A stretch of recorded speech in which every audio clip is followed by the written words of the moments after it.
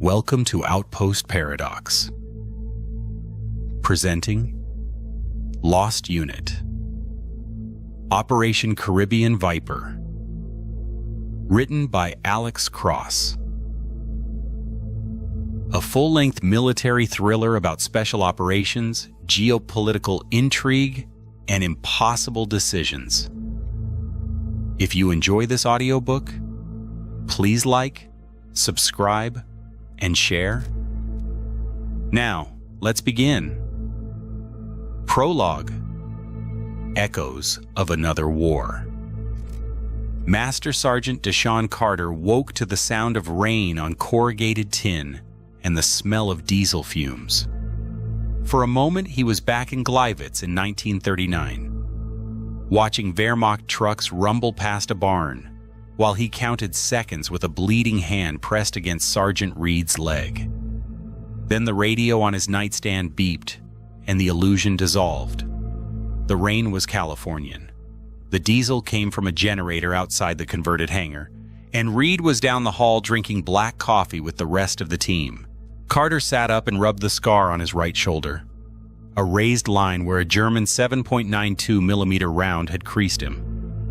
He still carried splintered memories of that mission. The sight of rustic farmhouses and thatch roofs, the smell of cordite and burnt linen, the feel of temporally displaced air when Helios tore a hole through time and dropped them 84 years in the past. It had taken 2 months of physical therapy and countless counseling sessions before he could sleep through the night without reaching for his rifle. Now, almost a year later, he still woke with the sensation that he was supposed to be somewhere else. He had traveled through time, watched people die, and returned to a world that knew nothing of what he had done. Captain Marcus Thorne had warned them it would be like this. "You don't travel through time and come out untouched," he had said during their debrief. "Your bodies heal, but your brains remember. Make peace with that." Thorne was sitting in the team room now, boots on the table, scanning a stack of classified folders. At 38, he could have passed for an infantry officer 10 years younger, if not for the thin network of scars on his left forearm and the perpetual tension in his jaw. He'd been an Army Ranger before he came to Special Forces, then a company commander, then handpicked to lead Operational Detachment Alpha 777. The Helios mission had aged him, and it wasn't just the weight of command. Time travel was an unforgiving instructor. Other veterans of that operation trickled in. Chief Warrant Officer 2 Marlon Duval, the team's intelligence specialist, moved with the careful economy of a man who'd been fighting wars for a quarter century.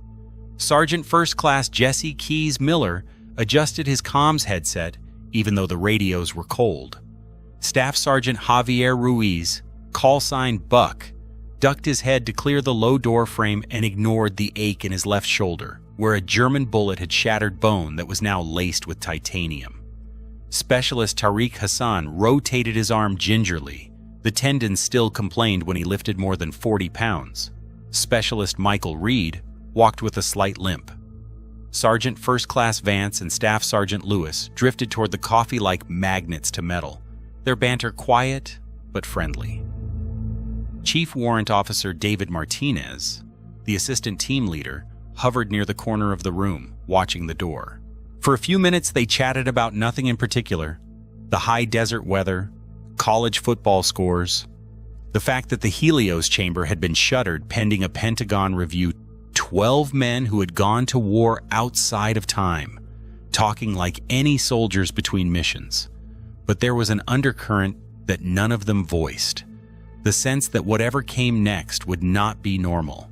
They hadn't survived their previous mission to return to routine. Each man carried his own ghosts. Each ghost was tied to a date 84 years before. Thorne called the briefing to order. "Listen up," he said, his voice carrying the authority of years of command. "Admiral Blackwood wants to see us in 30 minutes. Full kit. That includes compasses, not just GPS. Do not be late." He knew they would not be. This team had learned the value of redundancy the hard way. When satellites disappeared in 1939, compasses had been the difference between escape and capture. The name Blackwood cut through the room like a whisper from the past. As Deputy Commander of Joint Special Operations Command, Admiral Richard Blackwood was both patron and overseer of Helios. He was the one who had authorized the 1939 insertion, the one who had risked his career on a theory that Dr. Patel could punch through the space-time continuum with superconducting magnets and a reactor stolen from a submarine. Without him, they would still be training for counter-terrorism raids in dusty villages instead of rewriting physics. He'd also been the one to extract them seconds before a company of German infantry overran their position. If he was asking for a meeting, it was not to reminisce. They grabbed their go-bags and stepped out into the cold morning. Fog clung to the flight line. The high desert looked more like a dreamscape than a military base. Somewhere in a hangar behind them, Helios sat dark and silent, its magnets powered down. Carter glanced at the building as they passed, feeling a mixture of relief and unease. Relief that they weren't stepping through that shimmering tunnel again. Unease, because part of him missed the clarity of purpose he'd felt in 1939. History had been a puzzle to solve. The present was messier. Chapter 1. Southern Spear. Washington, D.C. was cold and wet, the kind of December day that seeped into bones and made old men worry about their joints. Traffic lights reflected off puddles along Constitution Avenue. Inside the Pentagon's National Military Command Center, however, there was a hum of controlled energy. The giant screens that dominated the far wall showed the world in real time. Icons representing carrier strike groups, notional missile arcs, and red-shaded areas that indicated contested airspace. Analysts leaned over keyboards, officers murmured into headsets. Coffee cups sat precariously near stacks of classified documents. At the head of a long table in the secure conference room sat Admiral Richard Blackwood. His presence commanded respect not because of his gender, but because of what he represented. The institutional memory of the special operations community and the courage to risk his career on black programs like Helios. He had spent 3 decades moving between clandestine operations and policy work, the rare officer who understood both the tactical and strategic levels. Seated around him were the chairman of the Joint Chiefs, the Secretary of Defense, the Secretary of State, the National Security Advisor, the Director of National Intelligence, and CIA Director David Addison. A former analyst turned case officer, Addison had spent years undercover in South America recruiting high-value sources before moving into leadership. Fluent in Spanish and Russian, he had collaborated with special operations units on joint missions and had risen to lead the agency's Directorate of Operations before being appointed director. The president would join by secure video link. On the table were folders labeled Southern Spear. A map of the Caribbean filled one of the displays showing the USS Gerald Ford Strike Group and its escorts, including the USS Winston Churchill, USS Mahan, and USS Bainbridge, plus another dozen ships and an amphibious ready group carrying 4,000 Marines. A second screen showed Venezuelan dispositions, bright red arrows along the Colombian border indicating the deployment of 15,000 troops, icons of 12 naval vessels, and 22 aircraft stationed on La Orchila Island. Over the preceding months, the Pentagon had quietly surged forces into the region far beyond what routine drug interdiction operations required.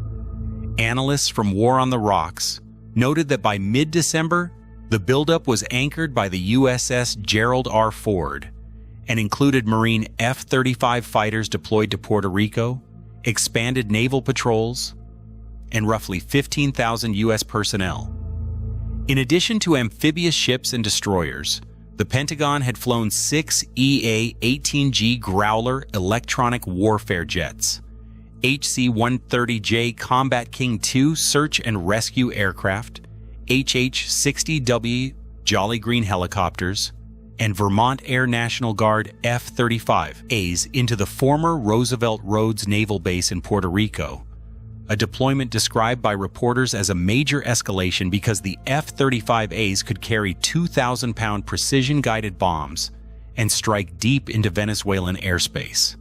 Combined with the Carrier Strike Group, the task force amounted to the largest American military presence in the Caribbean since the 1962 Cuban Missile Crisis. President Donald Trump underscored the coercive intent on December 17th when he announced on social media a total and complete blockade of all sanctioned oil tankers entering or leaving Venezuela. He boasted that the assembled force would only grow until Caracas returned stolen oil and assets. War on the Rocks observed that although Washington continued to frame the buildup as a counter-narcotics surge, the scale and capabilities of the force suggested preparations for a forceful confrontation. Intelligence assessments also reminded those in the room that the Bolivarian National Armed Forces were an aging, hollowed-out force suffering from poor readiness and maintenance problems. Venezuela still fielded roughly 123,000 active personnel across its Army, Navy, Air Force, and National Guard, along with hundreds of thousands of militia members, and its air defense network included about a dozen S-300 batteries, as well as Buk and Pechora systems. However, many aircraft, tanks, and frigates were grounded for lack of spare parts and training.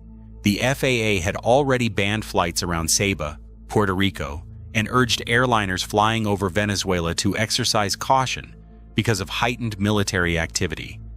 Airlines had begun diverting routes as both sides jammed GPS and rehearsed operations. All of this formed the backdrop to the folders on the table. Recent headlines had added urgency. Days earlier, Southcom announced that a strike on an alleged drug boat in the Eastern Pacific killed 4 people. The attack brought to almost 100 the number of people killed in 26 U.S. strikes on vessels since September. Legal experts warned that Washington was waging a campaign of extrajudicial killings, but the White House insisted the targets were narco-terrorists. On Capitol Hill, the House narrowly rejected resolutions that would have required the president to withdraw forces from hostilities against Venezuela, emboldening hawks who believed military pressure was the only language Caracas understood. The following day, Trump ordered a naval blockade of all oil tankers entering or leaving Venezuelan ports, a move Maduro denounced as a grotesque attempt to steal the country's wealth. Intelligence analysts tracked Venezuelan warships escorting tankers and noted that Latin American leaders and UN officials were publicly warning that the standoff could spiral into a regional war. All of that noise, and the human cost behind the acronyms, hung in the air as the senior leaders turned to the mission at hand. The chairman opened the meeting. "We're here to discuss the situation in Venezuela. Intelligence indicates that Chinese technicians are installing YJ-21 anti-ship missiles and an over-the-horizon radar on La Orchila.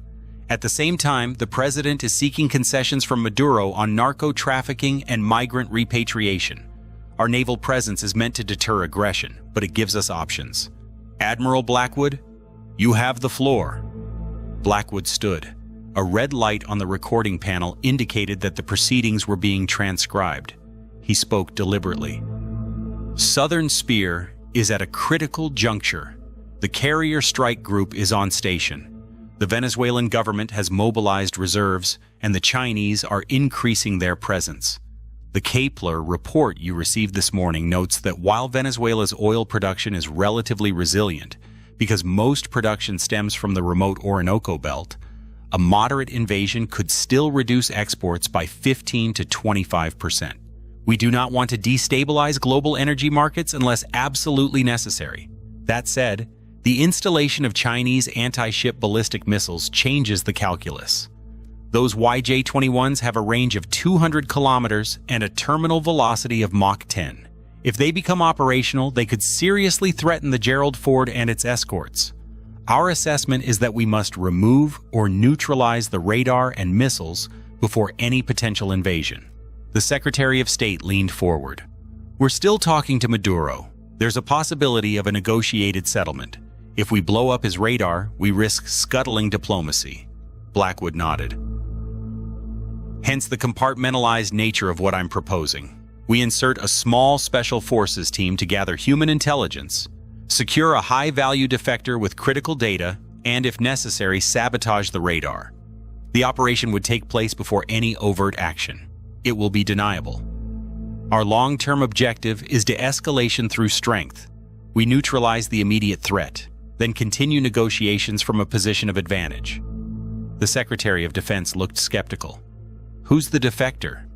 Codename Salazar, answered CIA Director Addison. Captain Hector Salazar, Venezuelan Navy. He's been providing us with intelligence for 4 years. He's currently assigned as a liaison to the Chinese advisors at La Orchila. He claims the Chinese are also preparing to deploy a trial detachment of DF-21 anti-ship ballistic missiles to the mainland. If that's true, we're looking at a threat far beyond the Caribbean. Salazar can give us telemetry, power grid maps, operating manuals, and the names of Chinese officers. The National Security Advisor flipped through a dossier. We've tried to exfiltrate him before. Twice, Addison admitted. Both attempts were compromised. The Mexican route was shut down after cartel gunmen killed our courier. The Colombian route was rolled up by Venezuelan counterintelligence.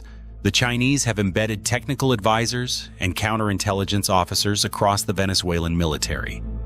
Salazar is now only safe if we pull him directly from La Orchila. The president's face appeared on the secure screen. His expression was grim. I don't want another war, he said, but I'm not going to let Maduro and his Chinese buddies shoot missiles at our ships. If this can be done quietly, do it. If it goes sideways, I'll deny everything. Who are you sending? Blackwood looked at the chairman, then at the president. Operational Detachment Alpha 777, he said. They're the only team with the right mix of experience, skill, and deniability. They're still compartmentalized because of the Helios program. If they disappear for a few weeks, no one outside this room will notice. They also have a proven track record of improvising in the face of unexpected conditions. The chairman cleared his throat. Respectfully, Admiral, those men are still dealing with the aftermath of time travel. Are we sure they're ready? They're ready, Blackwood said firmly. I've spoken with their commander. He wouldn't let them go if he didn't trust them. Furthermore, Helios is currently shut down, and they need a mission. Idle soldiers get rusty. The discussion continued, turning to logistics. The Deputy Director of Operations described a Virginia-class submarine that would insert the team. A Navy captain explained the comms blackout and the danger of Venezuelan patrol boats. An assistant secretary from the Department of Energy asked whether destroying the radar would cause environmental damage. The answer was no. The charges would be precise.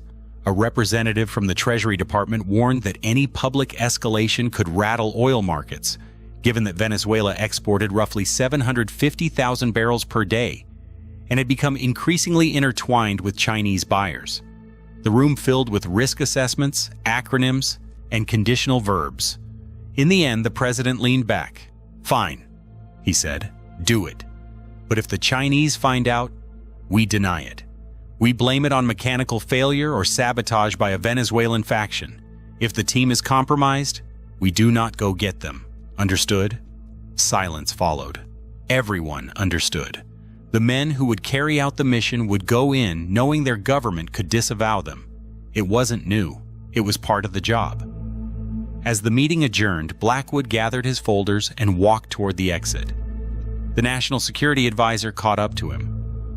Richard, I hope you know what you're doing, the advisor said quietly.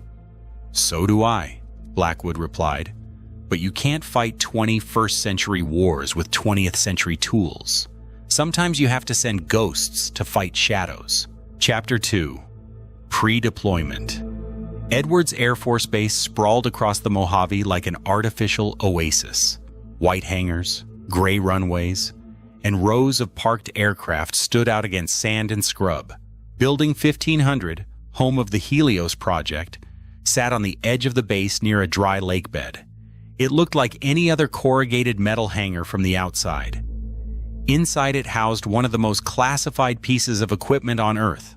The Helios chamber, a ring of superconducting magnets, precision lasers, and a reinforced platform, was currently dark, the vacuum pumps silent, the power relays de-energized. Engineers in white lab coats and security officers with M4 carbines patrolled the perimeter. Dr. Rajesh Patel, the physicist who had designed the system, was arguing with a colonel about budget lines when Admiral Blackwood walked in. "We're not using Helios for this," he said before Patel could speak. Patel's shoulders relaxed minutely. "Good," he replied, "because it's not ready. The last mission introduced variables we still don't understand. The quantum coherence times changed. The gravitational gradients on the exit point were more pronounced than expected. If you had been off by 10 seconds, we would have lost them," Blackwood finished. "I know, that's why they're going by boat. But I need you to brief them on potential threats anyway. The Chinese might know about Helios. We don't know how. They might target you or them." Patel blinked. "The Chinese? How would they?" "That's above your clearance right now," Blackwood said. "Just brief them."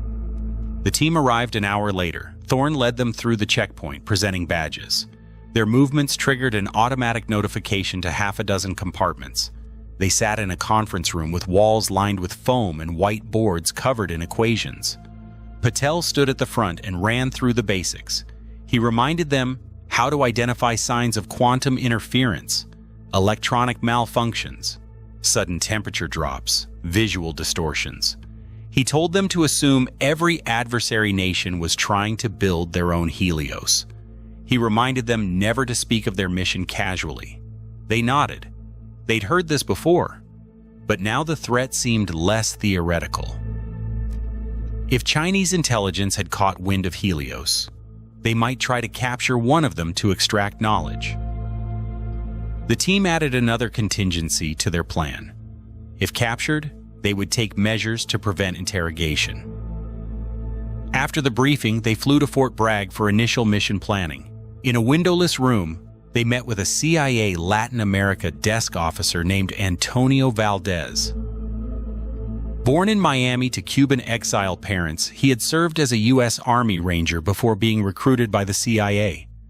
Now in his early 40s, he carried himself with the bearing of a soldier and the street smarts of an operative who had spent years running counter-narcotics operations in Venezuela and Colombia.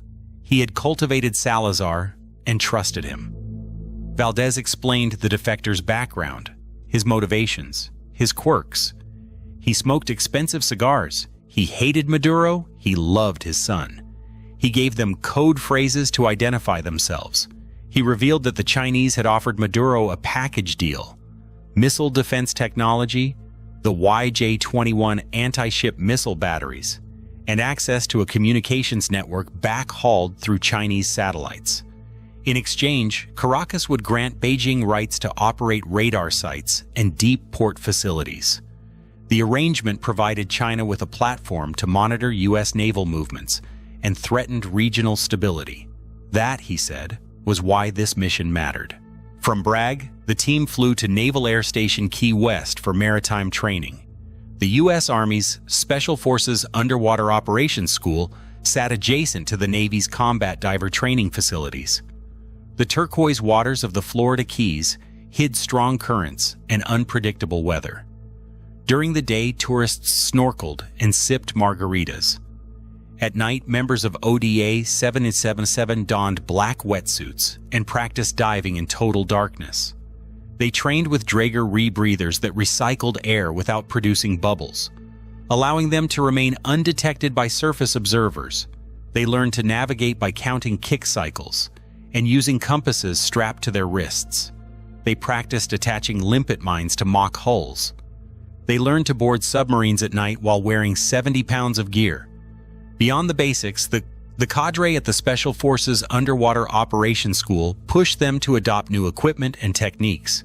They introduced jet boots diver propulsion systems, electrically driven propellers strapped to a diver's calves that allowed a hands-free kick to propel a fully loaded Green Beret through the water at several knots. Without jet boots, Combat divers are limited to about 2 kilometers of underwater travel. With them, they can cover 7 or 8 kilometers, distance enough to infiltrate from a submerged submarine to a heavily defended coastline.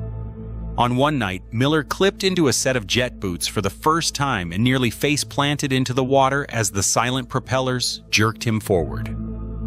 Ruiz laughed, then repeated the same mistake. Soon they learned to lean into the thrust, keep their fins steady, and steer using subtle body motions. The devices saved energy and time, but they were heavy and required precise battery management. Duvall wrote checklists on waterproof cards: battery levels, strap positions, emergency procedures. The instructors also mandated requalification dives.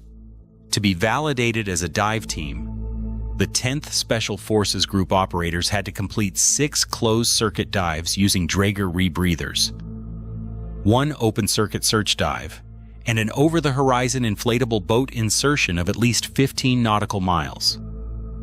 Open-circuit dives, where exhaled bubbles escape into the water, are used for deep descents.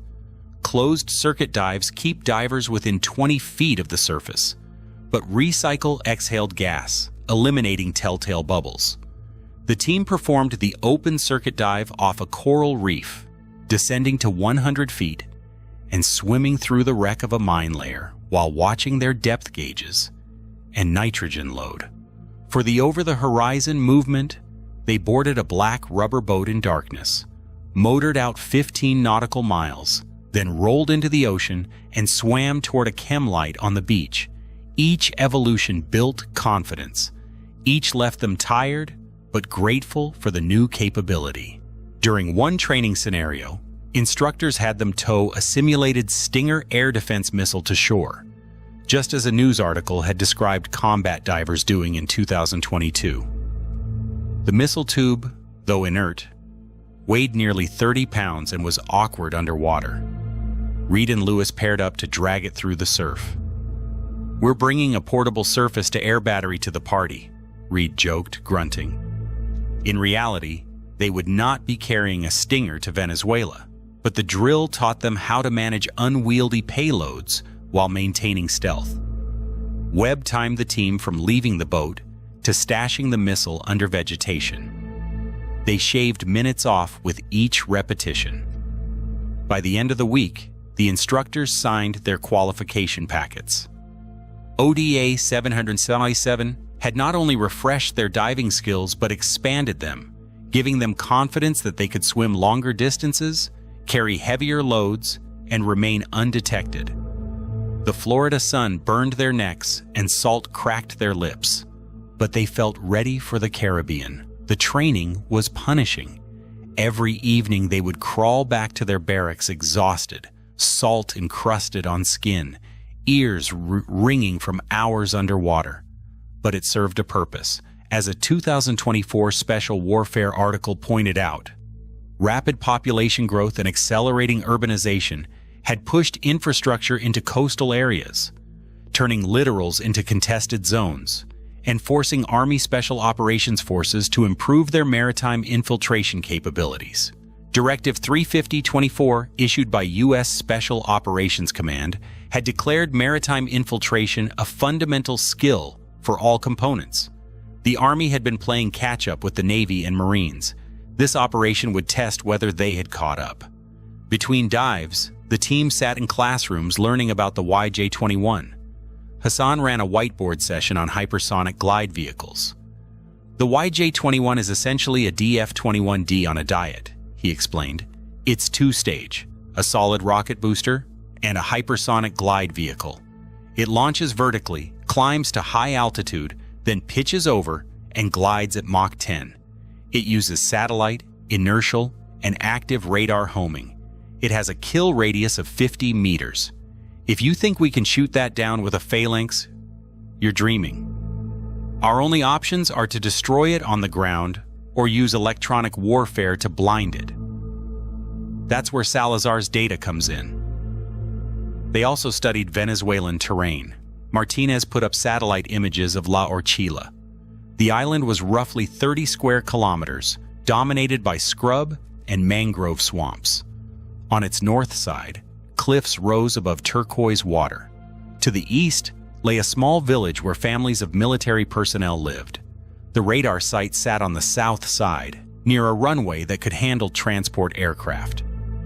A Chinese vessel sat moored at a pier, offloading crates. Analysts believed the crates contained missile components. They ran scenario after scenario. What if Salazar didn't show? What if he was followed? What if the Venezuelan Navy detected the submarine? What if the Chinese had installed additional sensors? They rehearsed actions on contact. They practiced moving through mangroves with minimized signature. They drilled how to attack from the west if the east side was compromised. They planned escape routes that included swimming to a neighboring island and signaling an MQ-9 Reaper with an infrared strobe. There was a plan for everything and backup plans for those. The human dimension mattered as well. Carter found time to call his wife between training sessions. She asked if he was going somewhere dangerous. He told her the usual half-truth, training, maybe a short deployment. She told him their daughter had lost her first tooth. He promised to be home by spring. Martinez wrote letters to his parents in Spanish telling them not to worry. Ruiz watched videos of his young son practicing soccer. Duval read an old paperback on guerrilla warfare by T.E. Lawrence and underlined passages about the moral force of small bands of men. They were highly trained killers, but they were also husbands, fathers, sons. They knew every mission might be their last. Chapter 3. Planning. The mission orders arrived in the form of a digital message that self-erased after it was read. Execution date, December 18th, 2025. Primary objective, extract Salazar and his data. Secondary objective, neutralize Type 34B radar and associated power supply. Tertiary objective, prepare site for possible follow-on strike by Marines. The team assembled in a secure room at Fort Bragg. On the walls were maps of La Orchila, diagrams of diesel generators, and photographs of Chinese technicians taken by Venezuelan intelligence. Chief Warrant Officer David Martinez led the planning session. He started by defining roles. Thorne will command, obviously. Carter, your team sergeant and assault leader. I'll handle movement and contingency plans. Duval, intelligence collection. Miller, comms. Reyes, backup comms. Hassan, your demolition lead with Reed as your assistant. Webb, medical. Ruiz and Lewis, you're our designated marksman. Vance, security and reaction element. Our insertion platform will be the USS Montana. Our extraction platform will be the same. We will launch from the Montana in 2 combat raiding craft carrying half the team each. We'll reconsolidate at the beach, move inland, conduct actions on the objective, then exfiltrate to the submarine. He pointed to a satellite image. This cove on the northwest side of the island is our infiltration point. It's shielded from radar by a ridge. We'll swim from the submarine with rebreathers, tow our gear in waterproof cases. Once ashore, we'll hide the gear in vegetation and move inland. There are footpaths used by patrols.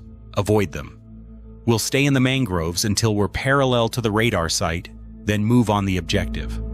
The radar site has a chain-link fence with concertina wire. There are 2 guard towers at the main gate and patrols along the perimeter.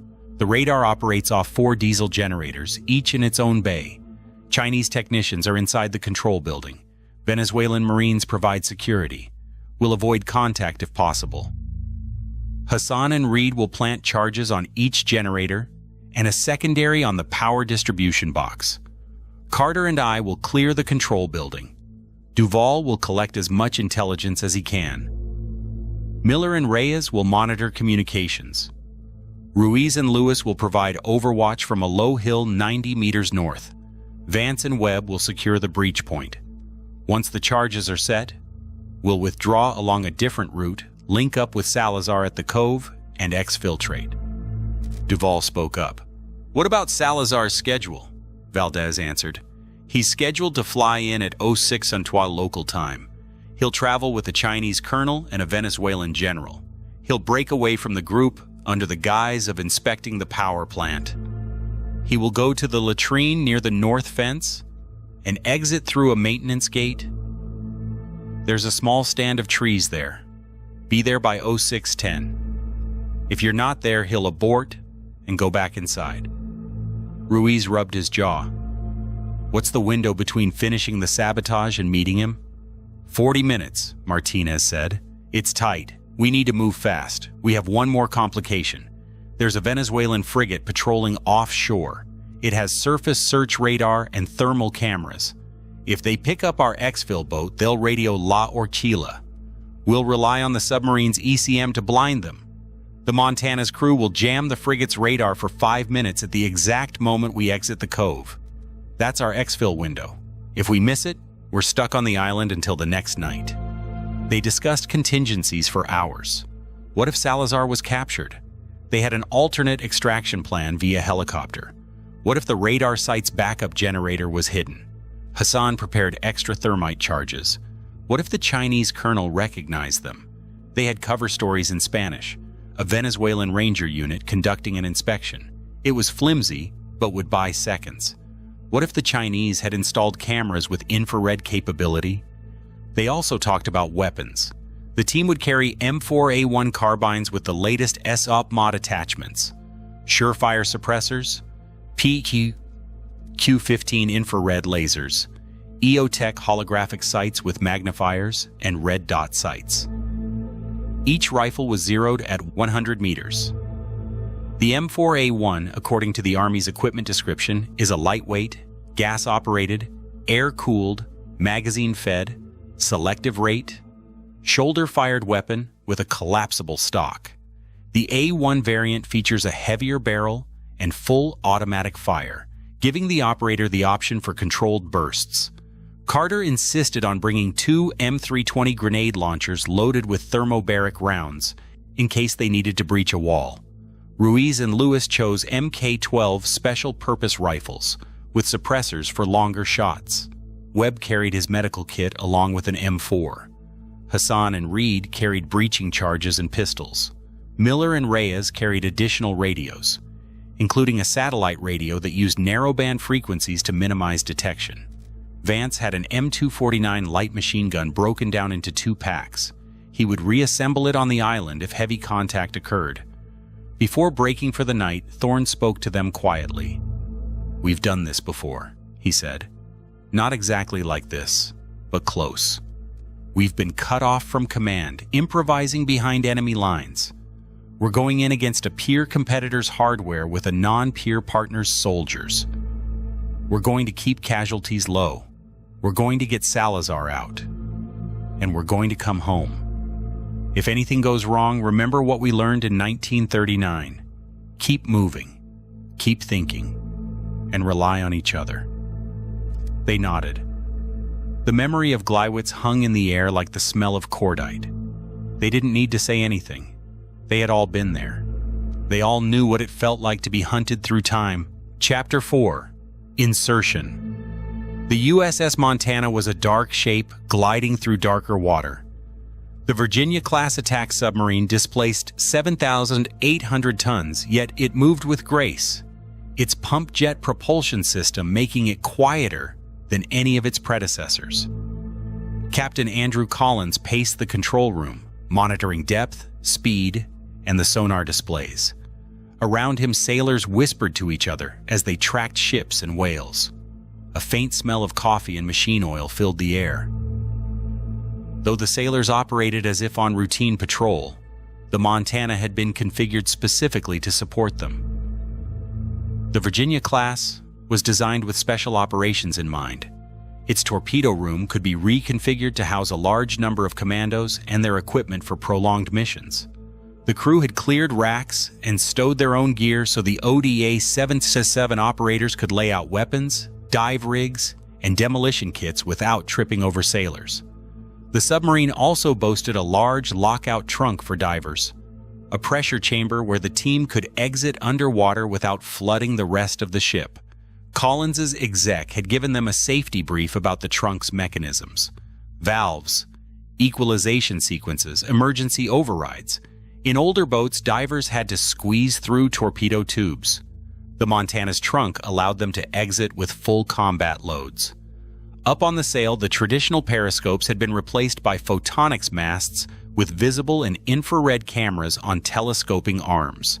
The control room had been moved down one deck, away from the curved hull, providing more space and situational awareness for the captain. Those innovations made the Montana stealthier and more flexible in coastal waters.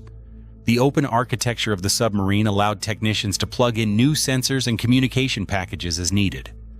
All those features combined to make the Virginia-class the platform of choice for special operations, a ghost that could lurk offshore, disgorge a team, and disappear.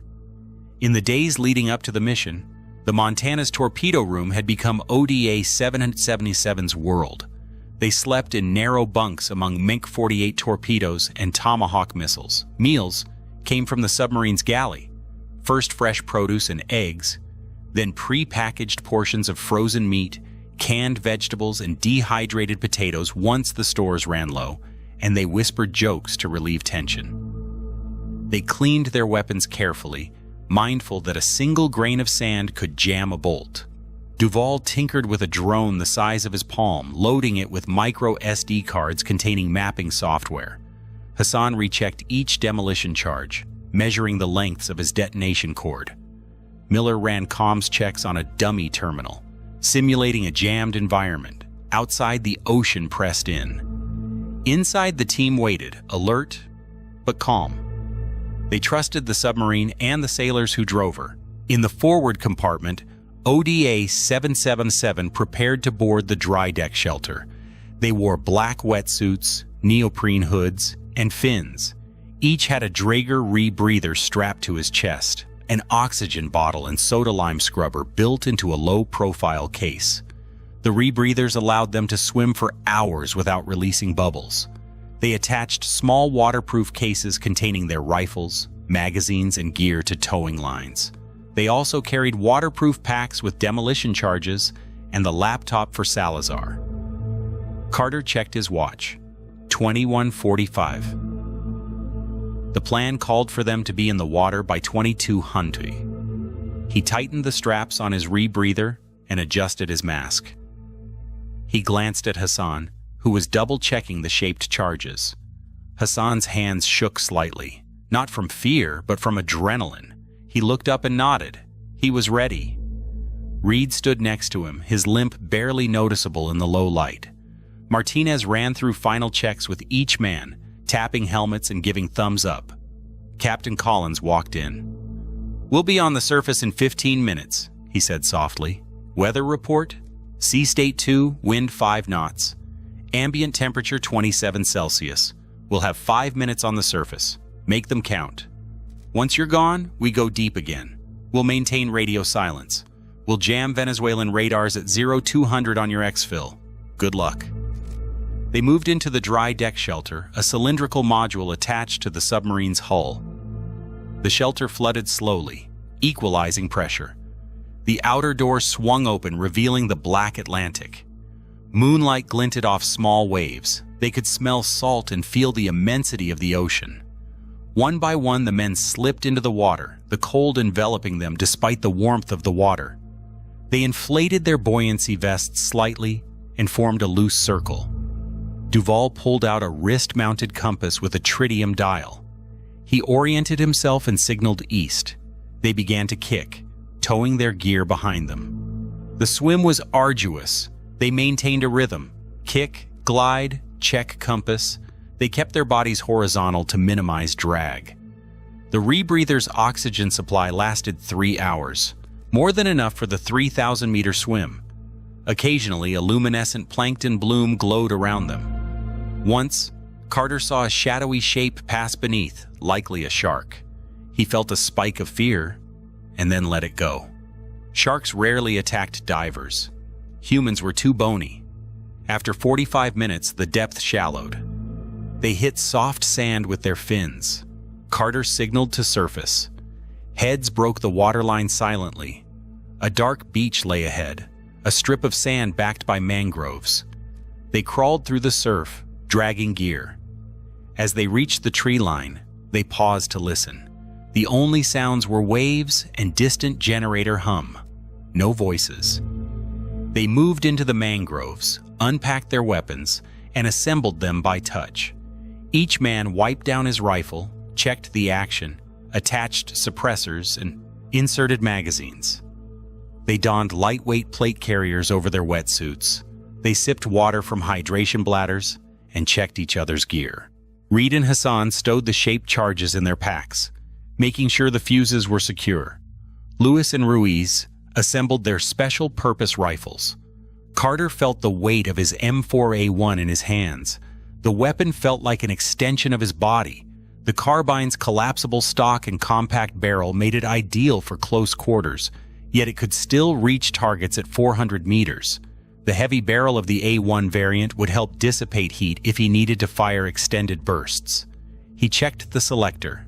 Safe, semi, burst, then set it back to safe. He patted the magazine pouches on his chest, counting 7 full mags. He felt the Glock 19 on his thigh. Martinez whispered, "Move," and they did. They navigated through mangroves using night vision goggles. The PVS-14 binoculars cast everything in shades of green. Infrared illuminators on their rifles provided additional light invisible to the naked eye. They moved in staggered columns, spacing 10 meters apart to avoid presenting a single target. They avoided open ground, staying within vegetation. They crossed a small stream, the water warm and shallow. Crabs scuttled away from their boots. After a kilometer, they reached a rise. Carter Belly crawled to the crest and peered through his NVG. The radar site lay ahead. A chain-link fence topped with concertina wire, 2 radomes lit by red lights, a cinder-block generator building, and a metal control building with windows covered in metal bars. A floodlight illuminated the main gate. 2 guards smoked under the gatehouse.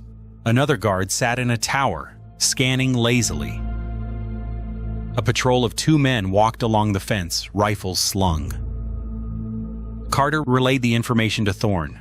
Thorne tapped his watch and mouthed, 5 minutes. They waited, lying prone. Sweat dripped down Carter's back. Mosquitoes bit his neck. He ignored them.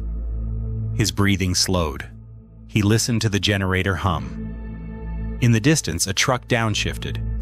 He imagined the Chinese technicians inside the control building, perhaps drinking tea, perhaps reading technical manuals. He imagined Salazar on a plane, rehearsing his lines. He thought about the Helios chamber, dark and waiting. Chapter 5.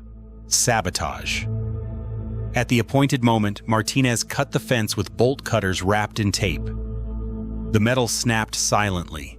He held the wire up while Carter and Hassan slipped through. The others followed. Ruiz and Lewis crawled to a low hill to the north, set up their MK-12 rifles on bipods, and scanned for threats. They were the Guardians. Any unexpected patrol would meet a 5.5 round to the chest. Ruiz watched through his scope as the patrol walked right past the cut in the fence, oblivious. Inside the perimeter, the team split. Hassan and Reed moved toward the generator building, hugging shadows. Hassan carried the shaped charges in a waterproof backpack. Reed carried a smaller pack with secondary explosives and thermite. They reached the first generator bay and ducked inside. Each generator was a massive diesel engine with pipes and cables snaking along the ceiling. The room was hot and smelled of oil. Hassan unslung his pack, pulled out a charge, and attached it to the side of the engine block with adhesive. He pressed the copper cone against the metal and secured it with magnets. He slid in the explosive filler, checked the fuse, and primed it. He set the timer for 5 minutes. Reed did the same on the second generator. Meanwhile, Carter and Thorne moved toward the control building. They reached a metal door. It was locked. Carter pulled out a lockpick set and worked the mechanism. The lock clicked open. They eased the door inward. Inside, fluorescent lights hummed over banks of computers. A Chinese technician with a PLA insignia on his sleeve sat at a console, typing. Another stood with his back to them, flipping through a manual. A third, a colonel by his rank tabs, spoke into a radio in rapid Mandarin. Thorne raised his carbine, flicked to semi, and fired 2 rounds. Carter did the same. The rounds struck the colonel and the nearest technician in the chest and head. The third spun, eyes wide, and reached for a drawer. Carter's second shot hit him in the sternum. He collapsed. They moved quickly, stepping over bodies, checking corners. No one else. Duval entered with a small camera. He photographed screens and documents. He pulled a thumb drive from his pocket and inserted it into a USB port, downloading logs. He flipped through a binder and photographed every page. One page contained Chinese calligraphy. He snapped it anyway. You never knew what would matter. Miller and Reyes set up a small antenna outside the building and began capturing radio transmissions. They heard Venezuelan voices complaining about generator noise. They heard Chinese voices discussing calibration. They heard a burst of encrypted Mandarin that even Duval couldn't translate. He recorded it for later. Back in the generator bay, Hassan and Reed moved to the 3rd and 4th engines. Hassan's hands worked automatically despite the adrenaline flooding his system. He had designed these charges at Caltech, and now he was deploying them in a jungle on a Caribbean island. He pressed the shaped charge into place, set the fuse, and primed it. Reed checked his watch. They had 3 minutes. As they planted the last charge, a guard opened the door and stepped inside. He froze, eyes widening at the sight of 2 men in black wetsuits placing something on the generator. Reed moved instinctively. He grabbed the guard by the collar, pulled him into the room, and stabbed him in the carotid with his knife. Blood spurted. The guard gurgled and died quietly. Reed lowered the body to the floor. Hassan swallowed bile. He hadn't killed anyone outside of a kinetic firefight before. This felt personal. He wiped his knife on his pants and continued working. They finished setting the charges and exfiltrated the building. Outside, Thorne signaled them to hurry. "We have 2 minutes," he whispered. The team regrouped at the cut fence. Ruiz whispered into his radio. "Patrol inbound. 2 hostiles 50 meters." Thorne signaled for silence. They crouched in the shadow of a storage container as the patrol approached. 2 Venezuelan Marines, rifles slung, talking about soccer.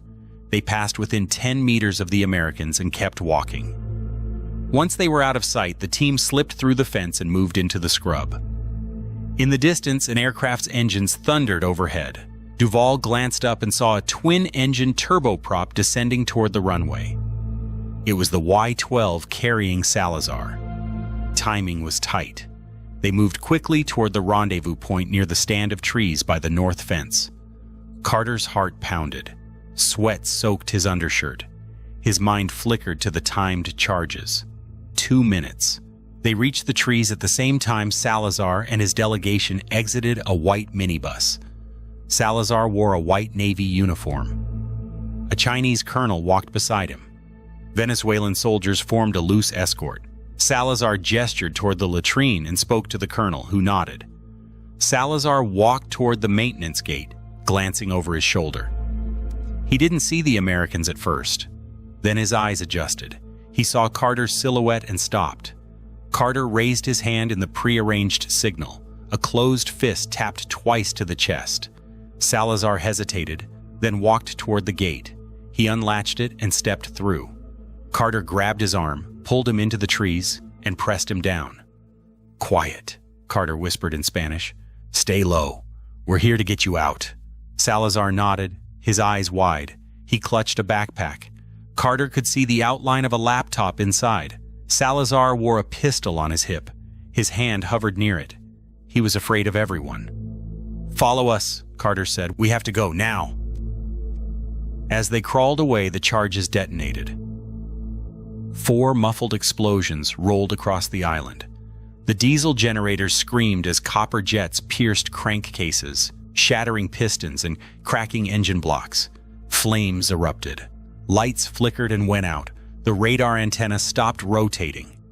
A klaxon blared. Venezuelan soldiers shouted. The Chinese colonel turned and ran toward the generator building, barking orders. Smoke rose. The Americans used the chaos as cover to move through the scrub toward the mangroves. Chapter 6. Salazar. Captain Hector Salazar had spent the last 48 hours in a state of controlled panic. He had checked and rechecked the contents of his laptop. Radar calibration files, missile flight profiles, power grid schematics, and rosters of Chinese officers.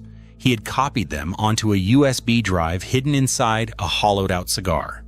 He had kissed his sleeping son goodbye through a video call, promising to see him soon. He had deleted his social media accounts. He had burned a photograph of himself in uniform. He had written a letter to his wife and given it to a trusted cousin to deliver if he died. He had wondered whether he was doing the right thing. Now, lying in the dirt, under a mangrove tree, he felt a hand on his shoulder. "We have you," a man whispered. The voice spoke Spanish with an American accent. He dared to look up. He saw 8 men in black uniforms and helmets, their faces painted, their eyes hidden behind night vision monoculars. One had an American flag patch on his shoulder. Another had a patch he didn't recognize, a stylized 7 on a black field. They had weapons unlike any he had seen. They moved with practiced grace. He had been in the Navy for 16 years, but he had never seen men like this. A hand gently took his backpack. "We need to check the data," the man said. Salazar nodded. He held his breath as Hassan unzipped the pack, pulled out the laptop, and opened it. The screen lit up with encrypted files. Hassan grinned. "This is it," he whispered to Thorne. "Telemetry, tables, rosters, it's all here." Salazar exhaled for the first time in hours. "What now?" he whispered. "Now we get you off this island," Carter said. "Stay between us. Move when we move. Don't make noise. Do not talk. If I say run, run. If I say hit the ground, hit the ground. Understood?" "See," Salazar breathed. They began to move. They crouched, weaving through trees. Behind them, alarms wailed. Venezuelan soldiers ran toward the generator building. Searchlights swept across the fence line. A voice boomed over a loudspeaker, ordering personnel to report to their stations. The chaos of a power outage at a sensitive site worked to the Americans' advantage. No one expected an attack, so everyone assumed it was a mechanical failure. The Chinese colonel would soon realize the failure was deliberate, but by then ODA 7777 hoped to be gone. Halfway to the cove, voices drifted toward them. A Venezuelan patrol of 3 soldiers, flashlights sweeping the path. Thorne raised a fist, halting the team, then gestured for Ruiz and Lewis to circle out to the flanks. They slipped into the underbrush as the men drew closer, chatting about the blackout. When the patrol was 5 meters away, Ruiz rose from the shadows with his suppressed MK-12 leveled. "Quiet," he whispered in Spanish. One soldier obeyed and turned, the other 2 stiffened, starting to raise their rifles. Lewis fired twice, bullets punching through their lungs before they could cry out. The third bolted. Ruiz's second shot caught him mid-stride. The soft cough of suppressed rifles sounded like fists striking pillows. Thorne grabbed the bodies by their collars and hauled them into the scrub. The Americans melted back into the trees and continued toward the cove. As they approached the cove, the dark silhouette of the combat raiding craft came into view. A Navy crewman waved an infrared wand. Skipper sat at the helm. Salazar's eyes widened. He had never seen a boat like this. It looked like a giant inflatable raft, with twin outboards and a radar arch. He climbed aboard, helped by Webb. The Americans tossed their packs into the boat, then clambered over the tubes. Carter took the rear starboard side, his rifle scanning the tree line. Ruiz and Lewis climbed into the bow. Hassan and Reed sat midship, cradling the explosives. Skipper turned to look at them. "Ready?" he asked. "Go," Thorne replied. Skipper jammed the throttles forward. The engines roared. The boat leapt forward, slapping across waves. Behind them, muzzle flashes erupted. Venezuelan soldiers had reached the beach and were firing blindly. Rounds whined overhead. Carter returned fire in controlled bursts, his rifle coughing as the suppressor did its work. He saw a soldier drop. Another ran to the water's edge and fell as Lewis shot him. The boat accelerated, leaving a wake. They hadn't gone 200 meters when a searchlight swept across the water from the direction of the naval pier. A Venezuelan patrol boat, an old Gavion-class cutter, roared out of the harbor, its beams stabbing the darkness, and a heavy machine gun swinging toward them. Skipper threw the helm hard over, cutting across the patrol boat's arc as rounds whipped into the water. Carter squeezed his trigger, sending a burst into the patrol boat's spotlight. The lamp shattered and the beam vanished, though the gun still raked the sea. Ruiz reached into a case and pulled out an M72 Law, an expendable anti-tank rocket with a reduced backblast. He extended the launcher and braced it along the gunnel. "Backblast area clear," he warned. Skipper eased the throttle for a heartbeat to steady the craft. Ruiz exhaled, took aim at the Gavion's engine housing and squeezed the trigger. The rocket hissed away, its plume washing harmlessly over the water behind them. It punched into the patrol boat's stern in a bloom of flame and smoke. The Venezuelan craft shuddered, veering sideways as its engine died. The heavy machine gun coughed once more, then fell silent. The boat began to drift, burning. Skipper pushed the raiding craft to full throttle. They were doing 40 knots now, pounding over waves, the wind tearing at their helmets. Carter's teeth rattled. He looked back. The island receded. Smoke rose from the radar site. Searchlights played across the shoreline. Alarms continued to wail. He allowed himself a small smile. They'd done it. Now they just had to make it to the submarine. Chapter 7. Pursuit and Escape. The ride to the rendezvous felt like the longest 10 minutes of Carter's life. Every second he expected to see another patrol boat or a helicopter or a missile trail. The night sky was clear, the stars were bright, the sea was calm. Yet he knew how quickly it could all change. Beside him, Salazar clutched the seat with white knuckles. He kept muttering prayers. Webb leaned over and checked his pulse. "You're fine," he said in Spanish. "We're almost there." A soft green glow ahead marked the submarine. The raiding craft slowed as it approached. Deck lights flicked on momentarily, illuminating sailors standing waist-deep in water. They grabbed lines and pulled the craft alongside. The team tossed their packs up. Then one by one they climbed onto the submarine. Salazar hesitated. Carter put a hand on his back and pushed him gently. "Go," he said. Salazar scrambled up the ladder. Once everyone was aboard, the sailors shoved the raiding craft away and sealed the hatch. The submarine began to submerge.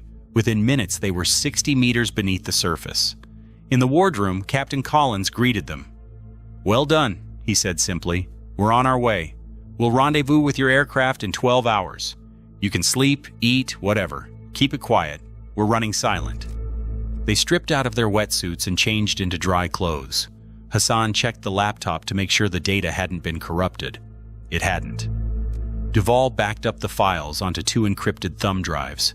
Miller sent a short burst message via a VLF antenna to inform Hire that the package was secure. Salazar sat at the table, staring at his hands. Carter sat across from him. "You did good," he said. "I betrayed my country," Salazar replied. "You saved it," Carter said. "And you may have prevented a war. Those missiles would have killed a lot of people." Salazar met his eyes. "Will I ever see my family again?" Carter nodded. "Yes, they're safe.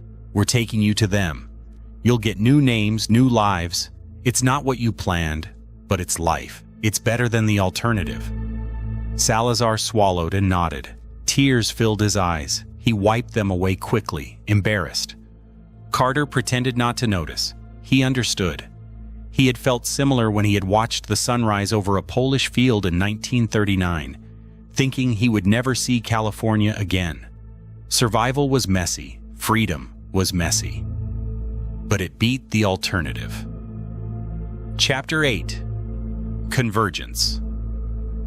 While Ode 767 sailed under the Atlantic, half a world away in Beijing, Colonel Zhou Liang received a call at 3 in the morning. Zhou commanded a division within China's Strategic Support Force, responsible for overseas technical cooperation. He had personally overseen the deployment of technicians to Venezuela. He answered groggily, then snapped awake as the voice on the line relayed the news. The radar site on La Orchila had suffered a catastrophic failure. Explosions had destroyed the generators, and 3 Chinese technicians were dead. A Venezuelan officer, Captain Salazar, was missing, along with a laptop containing classified data. Joe's mind raced. "How did this happen?" he demanded. "We don't know," the aide replied. "The Venezuelans say it was an accident. Our people on the ground suspect sabotage. They heard suppressed gunshots.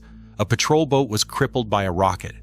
The Venezuelan Defense Ministry is in chaos. Colonel Liu, our liaison, believes this was a deliberate attack by foreign special forces." Joe cursed softly. "Americans? Most likely," the aide said. "They have a carrier group offshore. Our signals intelligence detected jamming consistent with U.S. submarine electronic warfare. The Venezuelans are angry, but also embarrassed. They are mobilizing troops. They want our assistance. Colonel Liu has requested permission to take direct command of the site's defenses." "Denied," Joe snapped. "Tell Liu to cooperate with the Venezuelans. Our goal is to hold on to the radar site and salvage the equipment if possible. We will send a repair team. We will also send a counterintelligence unit. If this was indeed American sabotage, they have crossed a line. But we will not overreact. We will gather evidence and respond at a time of our choosing." He hung up and paced. He had predicted some resistance to China's presence in the Caribbean, but he had not expected an outright attack. It jeopardized not just his career, but Beijing's broader strategy. China's leadership had approved Project Dragon's Reach as a low-cost means of tying down U.S. forces. They had promised Venezuela missile technology in exchange for basing rights. They had expected Washington to bluster but not act. Now an elite U.S. team had struck. Joe knew he would be held accountable. He walked to his living room and looked out over the sleeping city. Air pollution shrouded the skyline in a gray haze. He thought about his counterpart in Caracas, Colonel Javier Gomez, and about their Venezuelan hosts. He thought about the Americans. He thought about Helios. He had heard rumors, quantum tunnels, time travel, but dismissed them as disinformation. Now he wasn't so sure. If the Americans had a technology that allowed them to move outside normal detection, they had a strategic advantage unlike any other. Joe decided he needed to know. He decided to call his mentor in the Ministry of State Security. Thousands of miles west, in Caracas, Venezuelan Defense Minister Vladimir Padrino Lopez pounded his fist on a conference table. "How could this happen?" he demanded.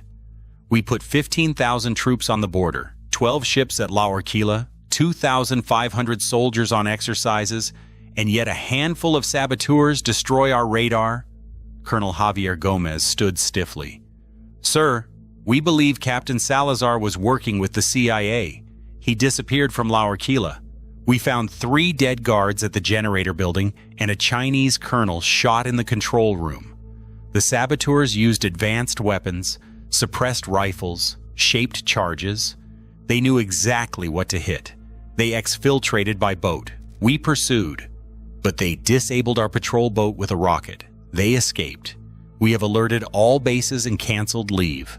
Padrino Lopez glared. "Find them. Bring me evidence. The Americans are testing us. If we look weak, Maduro will fold. I will not let that happen." A Chinese diplomat in the room cleared his throat. "Minister, Beijing condemns this attack. We will provide technicians and security, but we expect compensation for our losses, and we expect you to honor our agreement. We will also expect to discuss cooperation on matters of information security." Padrino Lopez nodded reluctantly. "Of course, we value our partnership." He did not mention that he privately blamed the Chinese for dragging Venezuela into this mess. He also did not mention that he was considering reaching out to Washington to negotiate. He was a survivor. He knew when to switch sides. If the Americans had made their point, perhaps it was time to see what they wanted. Chapter 9. Washington moves. News of the La Orquila explosion broke on social media before the submarine had surfaced. Venezuelan Twitter accounts posted pictures of smoke rising from the redomes, accompanied by claims of sabotage, lightning strikes, and divine punishment. Russian propaganda channels quickly blamed the United States, calling it an act of piracy. Chinese state media reported that unidentified criminals had damaged equipment. American officials said nothing. In absence of facts, speculation thrived. Inside the West Wing, the president met with his communications staff. "We stick to no comment," his press secretary said. "If we deny, we look guilty. If we confirm, we look reckless." "Let the Venezuelans blame themselves," the national security advisor agreed. "Let's float the idea that it was an accident," she suggested, "maybe a fuel leak. Let conspiracy theorists argue." Meanwhile, we quietly approach Maduro through back channels and offer de-escalation if he agrees to kick out the Chinese. On Capitol Hill, word of a secret mission spread in whispers. Senator Harold Timmons, chair of the Senate Armed Services Committee, requested a classified briefing. He had never trusted the Helios program. He considered it science fiction and feared it would trigger unintended consequences. When Admiral Blackwood and Director Addison briefed him behind closed doors, he listened quietly, then exploded. "You sent a time travel team to sabotage a radar in Venezuela? Are you insane? This is why Congress must have oversight. You cannot go cowboy with quantum physics." Blackwood's jaw tightened. "We did not use Helios," he said evenly. "We used Navy boats. We executed a conventional special operation. We prevented the deployment of hypersonic anti-ship missiles that could have killed thousands of Americans. We also extracted a source who provided us with invaluable intelligence. If we had done nothing, we would face a crisis in the Caribbean and Chinese missiles pointed at our ships. We acted to prevent war." Timmons glared. "You're playing with fire. Don't think I won't hold hearings." Meanwhile, journalists dug. A leaked document from the Department of Energy mentioned an exotic energy program and special mission assets. A blogger connected this to Helios. Conspiracy forums lit up. Some claimed Helios was a Stargate. Others said it was a UFO. Blackwood had to devote resources to disinformation, planting fake stories about laser weapons and directed energy. He also had to reassure Dr. Patel. Patel called twice, panicked. "Are we compromised?" he asked. Blackwood told him to focus on improving the lab's security and to trust him. Patel tried. Inside the CIA, Director Addison launched a mole hunt. The director suspected that Colonel Gomez had received a tip from someone inside the agency. He appointed a counterintelligence officer named Mark Lee to lead the investigation. Lee was methodical. He built timelines of who knew what and when. He interviewed analysts. He reviewed email logs. He looked for unusual bank deposits. He discovered that a junior analyst in the Latin America division had recently sent an encrypted message to a Venezuelan proxy email. He confronted her. She denied everything. He dug deeper. He discovered she had a boyfriend in Caracas. He tapped their conversations. He found references to the project. He had her arrested. Under interrogation, she revealed she had been coerced by Venezuelan intelligence. She had provided small amounts of information about Operation Southern Spear, but she claimed to know nothing about Helios. Lee wasn't sure he believed her. He kept digging. At JSOC headquarters, Admiral Blackwood briefed the commanders of Army Special Operations Command and Naval Special Warfare. He emphasized that the mission had been a joint effort, with Army Green Berets executing a maritime infiltration normally reserved for SEALs. "This is what the future looks like," he said. "Joint teams operating across domains. We can't stay in our silos. Directive 35024 calls for all SOF components to develop maritime infiltration skills. This mission proved it works, but it also exposed our vulnerabilities. The Chinese will adapt. We have to be ready." He also briefed the Secretary of Energy and the Director of the National Science Foundation about the need to secure Helios. "If foreign intelligence suspects we have time travel, they will try to steal it, he said.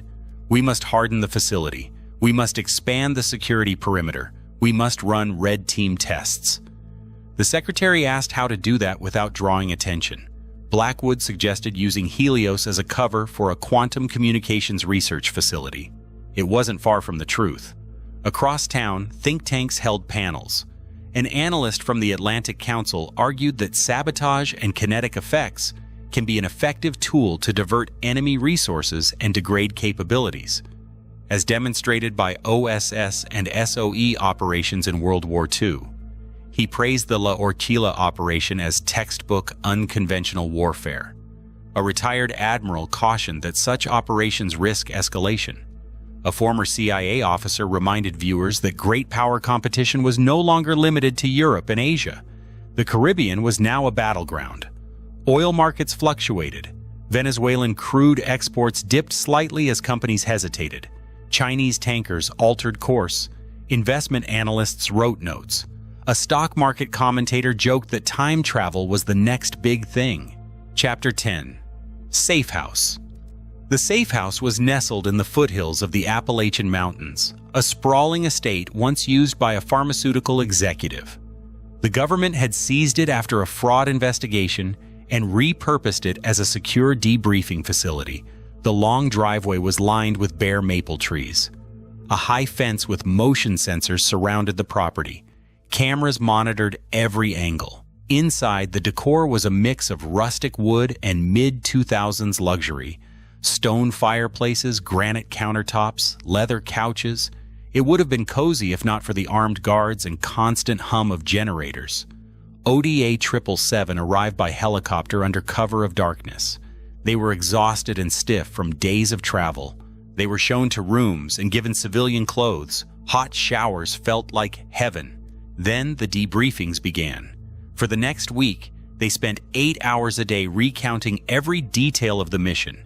Insertion, movements, sabotage, exfiltration, enemy sightings, radio intercepts. CIA analysts asked questions about Salazar's demeanor. JSOC psychologists asked how they felt during the engagement. An NSA technician asked what frequencies the Venezuelans used. A joint staff planner asked if the charges performed as expected. The team answered everything, sometimes twice. They wrote after action reports. They drew diagrams. They argued about whether the guard Hassan killed had seen them or had simply been unlucky. They agreed that the rocket on the patrol boat had probably saved them. When they weren't debriefing, they were free to roam the property. Some took long walks in the crisp air. Carter found himself drawn to a pond that reflected bare branches and winter sky. He skipped stones and thought about 1939 and 2025 and the nature of war. He thought about Salazar, now in a safe house with his family. He thought about Salazar's fear.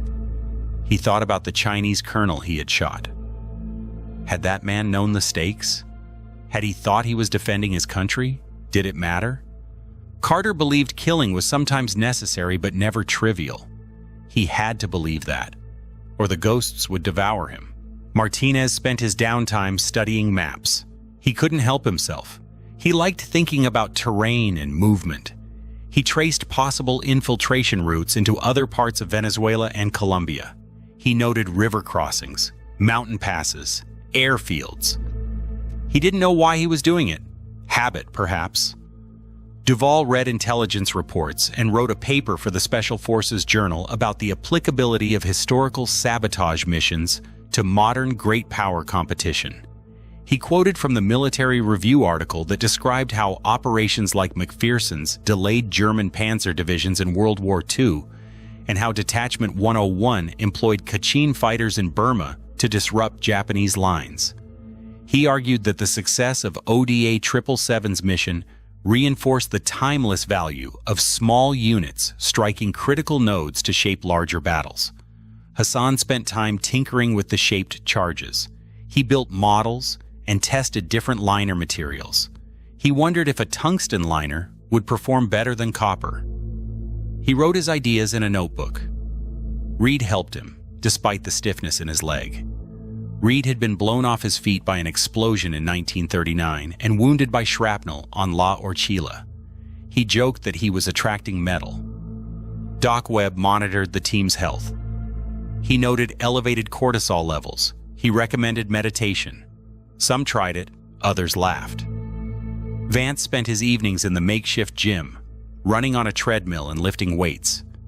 He said it helped clear his head. Lewis and Ruiz honed their shooting on a range built into a barn. They competed to see who could group shots tighter at 300 meters. Ruiz usually won.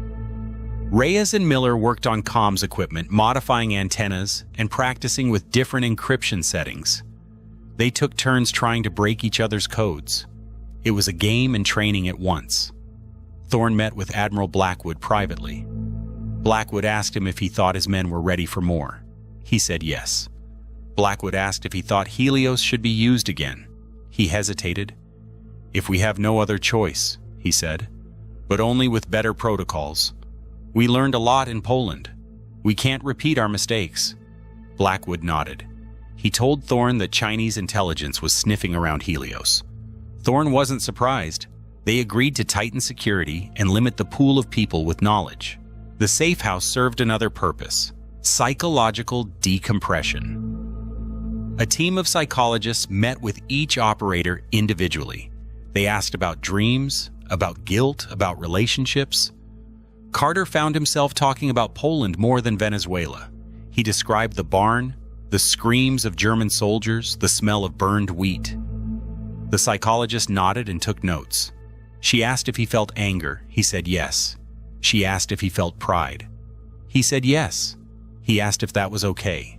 She said it was. He wasn't sure. On the fourth night, a snowstorm blew in. The team gathered in the main room, sitting on couches and chairs, drinking hot coffee and tea. The fire crackled. Someone brought out a guitar. Lewis strummed a few chords. Vance sang a country song about highways and home. For a moment, they felt normal. They laughed. They teased each other. They made plans to go fishing when this was over. They avoided talking about future missions or Helios. They avoided talking about China or Venezuela. They stayed present. Late that evening, Salazar called. The CIA liaison patched him through to Carter's room. "Senor Carter?" he said. "Call me Deshawn," Carter replied. "Deshawn," Salazar repeated, tasting the name. "I wanted to thank you. My wife and son are with me. We are safe. My son asked about you. I told him you were a brave man." Carter swallowed. "Tell him his father is braver," he said. "You risked everything." "I did it for him," Salazar said, "and for my country. Venezuela used to be a proud nation. Now it's a playground for foreigners. Maybe someday it will be free again." "Maybe," Carter said. They talked for a few minutes, then hung up. Carter sat for a long time, staring at the snow. He thought about the weight of choices. He thought about loyalties. He thought about the past and the future. He thought about the call he knew would come again. Chapter 11. Fallout. The sabotage of La Orchila reverberated across the globe. In New York, oil traders watched as futures prices jumped $4 per barrel, then fell again when analysts concluded that Venezuelan supply disruptions would likely be limited to 15 to 30% in a moderate conflict scenario. In Houston, refinery executives received classified briefings about potential heavy crude shortages. In Beijing, a committee of the Central Military Commission debated whether to accelerate deployment of DF-21D missiles to other allies. Some argued for caution, others argued that the Americans had crossed a line. They decided to proceed, but to do so quietly. They also increased funding for counterspace and quantum research. Colonel Zhou Liang submitted a report recommending increased counterintelligence and the development of a Chinese version of Helios. His superiors told him not to put the word Helios in writing again. At the United Nations, Venezuela's ambassador held up a charred circuit board from the destroyed radar generator and accused the United States of terrorism. The U.S. ambassador responded that Washington respected Venezuelan sovereignty and called for de-escalation. Russia's ambassador used the opportunity to criticize U.S. interventionism. China's ambassador remained measured, saying only that external actors should not meddle in sovereign nations. Off the record, Chinese diplomats threatened economic repercussions if the U.S. continued sabotaging their projects.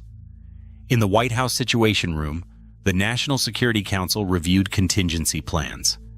If Venezuela retaliated by attacking U.S. ships or embassies, a range of responses had been prepared, from cruise missile strikes on air defenses to limited incursions by Marine expeditionary units. War planners had also developed options for occupying Puerto Cabello, Maracaibo, and the capital. They modeled likely casualties. They considered coalition partners. They studied weather patterns. They consulted with the Joint Interagency Task Force South about drug trafficking networks.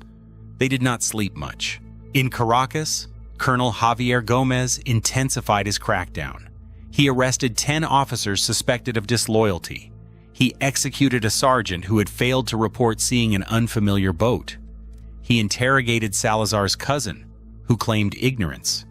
He tortured 2 sailors who had been on duty near the generators. One died. The other lied. Gomez grew paranoid. He ordered his own bodyguards rotated daily.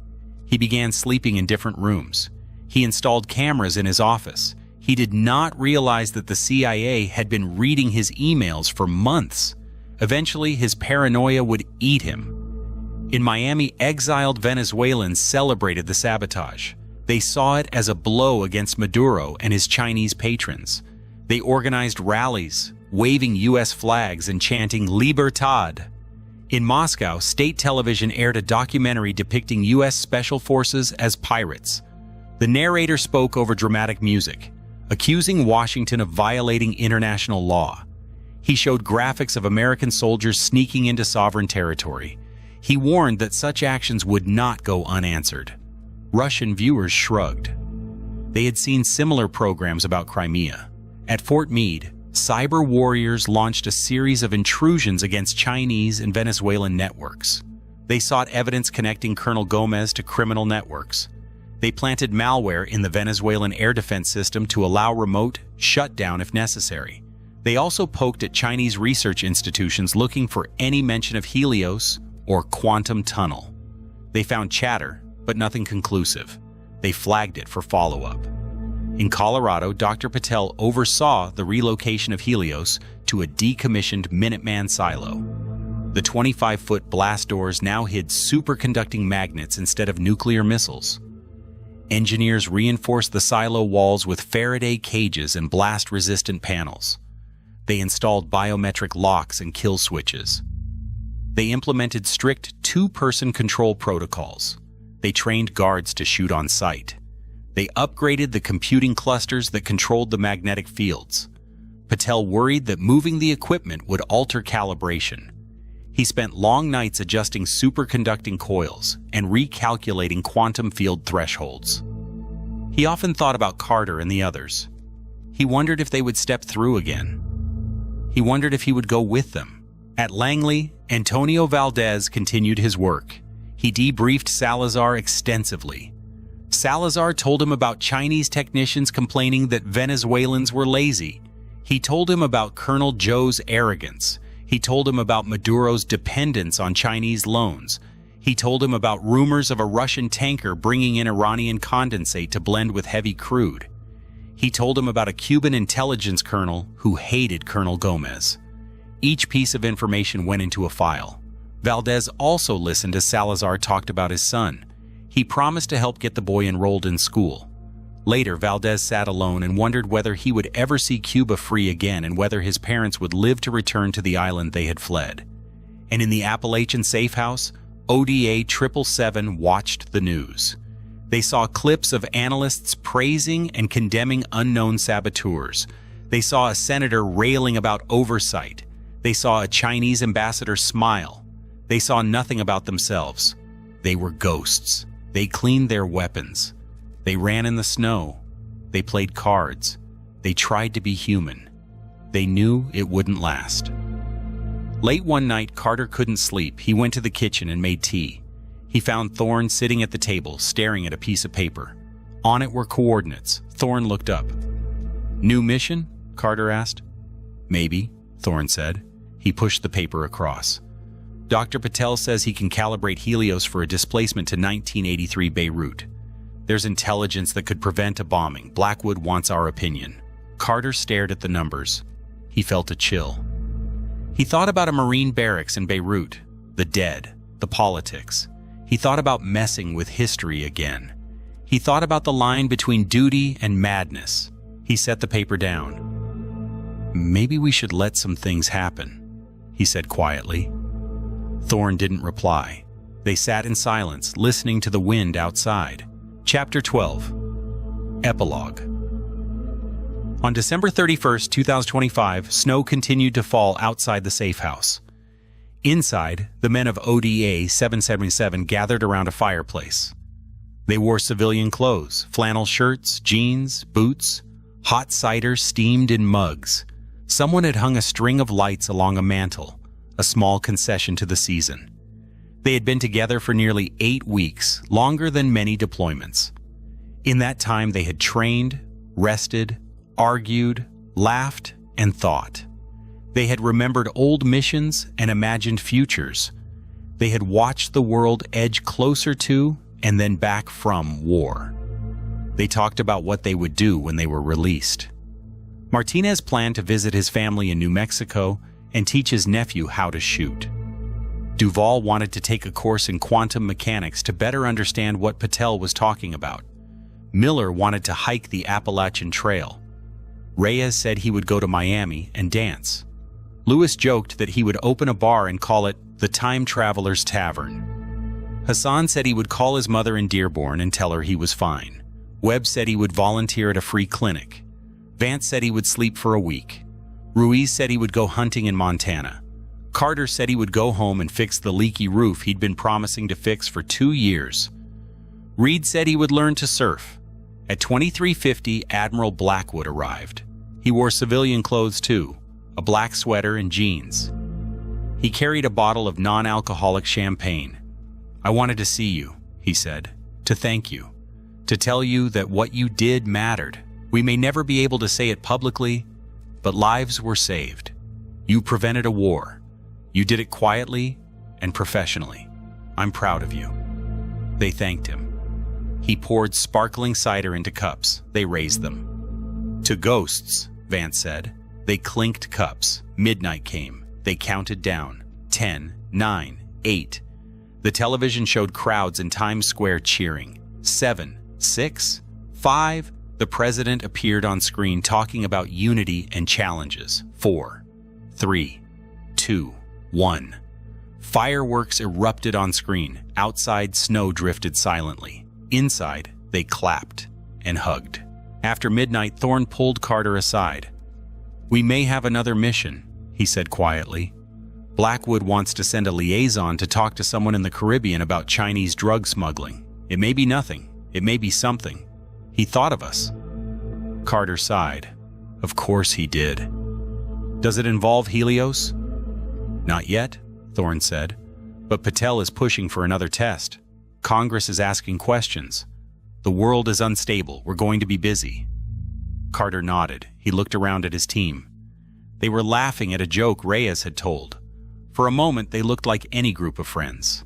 Then he saw the scars, the eyes that had seen war across time. He knew they were not ordinary. They were soldiers shaped by events no one else would experience. He felt the weight of that and the camaraderie it forged. Outside, the snow piled up. Inside, they sat together, facing a future filled with uncertainties. Helios, China, Venezuela, politics, physics. The world spun on. They would go where they were sent. They would do what needed to be done. They were ODA 777. They were ghosts who fought shadows, and they were ready. Chapter 13. Shadows. 3 weeks after New Year's, when most Americans had returned to work and snow still blanketed the Rocky Mountains, a meeting took place in a secure conference room on the top floor of an office building in Beijing. Colonel Zhou Liang sat across from a civilian in a dark suit whose official position was in the Ministry of State Security, but whose true authority extended across borders. The man's name was Zhang, and he smiled like a chess player who saw every move in advance. "The Americans struck at La Orchila," Joe said, sliding a dossier across the table. "They killed our technicians, blew up the radar, and stole our data. Now Admiral Blackwood has moved their time machine to Colorado. Our signals intercepts confirm the location." Zhang nodded. "The Helios project," he said. "Quantum tunneling. I have read the reports. My unit has recovered fragments from the facility at Edwards. It concerns the Politburo. If the Americans can move through time at will, they have an advantage no hypersonic missile can negate. We must neutralize this capability." Joe leaned in. "Neutralize how? Destroy it? Steal it? Kill the scientists?" Zhang's smile widened. "All of the above, if possible. We will send a team. They will infiltrate the facility disguised as contractors, delivering high-temperature superconducting cable. They will plant shaped charges on the magnet supports and hack the control system to download the software. They will extract Patel if feasible. If not, they will leave no survivors." Joe hesitated. "This is risky. U.S. forces will retaliate. Our missions should be like those described in that Western article about unconventional warfare. Small teams executing sabotage and kinetic actions in denied territories to divert enemy resources and degrade their capabilities. We do not want a direct confrontation." "Which is why we will deny involvement," Zhang replied. "The operatives will have Venezuelan passports and speak Spanish. They will claim to be contractors hired by a Panamanian firm. If captured, they will say they are extremists, angry about Helios damaging the environment. We will leave hints pointing to private military companies. In the meantime, you will increase your counterintelligence efforts in Caracas and slow any further American operations." Joe felt a knot tighten in his stomach. He knew the plan could backfire. He also knew that if he protested, Zhang would note his lack of enthusiasm in a report. Joe nodded. "Understood," he said. "I will coordinate with Colonel Liu to prepare our contingency plans." In Colorado, Helios hummed softly within its new silo home. Dr. Rajesh Patel sat in a rolling chair, eyes on a bank of monitors. The move had not been easy. Each superconducting coil had been reassembled inside the circular chamber. Each vacuum pump had been recalibrated. Each sensor had been tested. The air smelled of lubricants and fresh concrete. Outside, snow blew against the silo doors. Inside, high-intensity discharge lamps cast bluish light over cables and cryogenic doors. "Coil current at 8 Tesla, one technician called out. "Magnet temperature stable at 4.2 Kelvin, another responded. Patel rubbed his temples. He had been sleeping in 4-hour increments, alternating between equations and hardware checks. He kept thinking about time, the stretching of it, the warping of it, the cost of it. He worried not just about the physics, but about the politics. The more Helios proved itself, the more others would want it, or to destroy it. He looked up as Admiral Blackwood entered the control room. He wore a parka over his sweater and carried a paper cup of coffee. "You look like you've been living here," he said. "I have," Patel replied. "The alignment is delicate. We need to recalibrate the lasers after the move. I'm still adjusting for the gravitational gradient of the new location." Blackwood sipped his coffee. "We may have to cut your calibration short," he said. "We received intelligence suggesting the Chinese may attempt to sabotage the facility. We're increasing security, but we need boots on the ground." Patel straightened. "Sabotage? Here? Apparently they've decided to apply some of their own unconventional warfare," he said, recalling the article that explained how sabotage and kinetic effects could target enemy formations and logistics nodes to divert resources. "It makes sense. We hit their radar. They might try to hit Helios. I've already spoken with Thorne." At the safe house, Ode 777 had been packing to leave. Rumors of a possible Helios mission to Beirut had been swirling, but now the orders were clear. Thorne called the men into the dining room. "We're moving out," he said. "Admiral Blackwood wants us in Colorado. Chinese operatives are allegedly going after Helios. We're to reinforce the security detail and, if necessary, neutralize the threat." Carter's expression hardened. "So much for vacation." Ruiz grinned. "I was getting bored anyway." They loaded their gear into 2 Suburbans, minus the diving equipment. This mission would require guns, not fins. Their weapons loadout remained similar. Suppressed M4A1 carbines with holographic sights and infrared lasers, Glock pistols, breaching shotguns, and designated marksman rifles. They added suppressed bolt-action rifles with thermal optics for long security overwatch. Webb packed extra tourniquets and chest seals. Hassan packed small countercharge kits, blocks of C4 with shock tube fuses, because if the Chinese were bringing explosives, he might need to disarm them or blow them prematurely. A C-17 Globemaster flew them from a small airfield to Peterson Space Force Base under cover of night. From there, unmarked trucks took them to the Helios site. The silo was surrounded by a double fence topped with concertina wire, sensor arrays, and towers with M240 machine guns. Air Force security forces patrolled with dogs. Inside the outer gate, Blackwood briefed them. He had widened the security bubble to include a mile of pine forest around the silo. Surveillance drones with thermal cameras orbited overhead. Still, he was worried. "Our intel is solid," he said. "A shipment of superconducting cable is due tomorrow morning. The truck will have state plates and Department of Energy placards. We don't know which workers are real and which are cover. We can't stop the delivery without alerting potential sleepers, so we're going to let them in and watch them. If they make a move, you stop them. Do not let anyone near the Helios magnets." Duvall and Martinez mapped out choke points inside the silo and outside. Carter assigned pairs to cover each entrance. Lewis and Ruiz would take the roof hatch, Vance and Reed would cover the access tunnel, Miller and Reyes would monitor communications intercepts, Hassan would position himself near the magnets with a disruptor. Webb would set up a medical station near the elevator. They donned multicam uniforms and plate carriers and swapped out their desert boots for insulated winter boots. That night, the temperature dropped below 0. A thin crescent moon hung above the mountains. Frost sparkled on barbed wire. ODA 777 took their positions, wearing snow-patterned overwhites to blend with the trees. Through night vision goggles, the world turned green. The only sounds were wind through pine needles and the crunch of boots. Carter crouched behind a fallen log, scanning the service road through a thermal scope. Everything appeared in shades of gray and black. He could see a squirrel's warm body dart across the snow. He could see Vance's slow exhale. At Euro 730, headlights appeared down the road. A convoy of 3 trucks approached. A white box truck marked Alta Energia Cables SA, followed by 2 smaller utility vans. The gate guard stopped them and checked papers. The driver presented a bill of lading for high-temperature superconducting cable. It matched what supply officers were expecting. The guards waved them through.